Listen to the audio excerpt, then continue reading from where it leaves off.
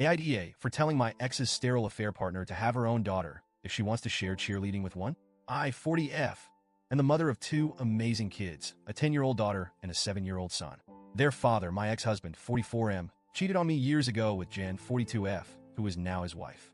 The affair shattered our family, and while I've done my best to move on for the sake of my kids, Jen continues to make things difficult.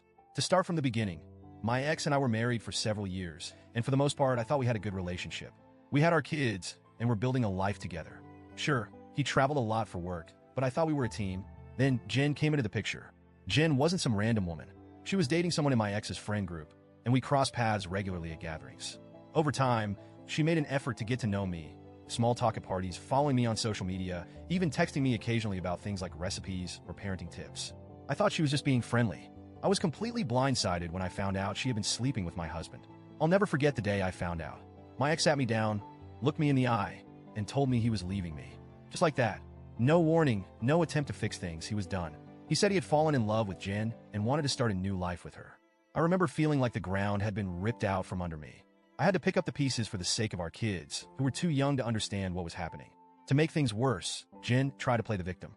She claimed she didn't mean to hurt me, that she hoped we could all get along for the sake of the kids. She even suggested that we could be friends again someday. I was furious. How could she think we'd ever be friends after what she did? But I kept my composure because I knew my kids were watching.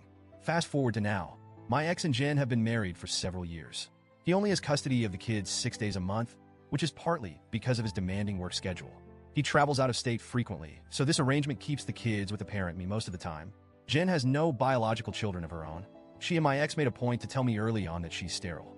I never asked, but they brought it up, hoping I'd share the kids more and encourage them to see Jen as a second mom. I made it clear from the start that I wasn't interested in co-parenting with Jen. She's not their mother, and she never will be. I've always supported my kids having a relationship with their dad, but Jen's involvement is not something I'm willing to facilitate. I've kept things civil for the sake of the kids, but I've also set firm boundaries. Jen, however, doesn't seem to respect those boundaries. Which brings us to the current issue. Jen was a cheerleader in her youth, apparently a very enthusiastic one. She volunteers with local cheer programs and has been trying to get my daughter into cheerleading for a while now. My daughter is not interested. She's more into art and science, and while she's tried a few sports, cheerleading has never been on her radar. A couple of weeks ago, my daughter came to me visibly upset. She told me Jen had been pressuring her to join a cheer program and that her dad was backing Jen up. She said they'd been talking about it during her last visit, and Jen kept going on about how much fun it would be and how it was something they could do together. My daughter told them she didn't want to, but they wouldn't let it go. She asked me to step in and help. As part of our custody agreement, decisions about extracurricular activities need to be agreed upon by both parents. So, I reached out to my ex through the parenting app we use and told him our daughter would not be joining cheerleading unless she wanted to.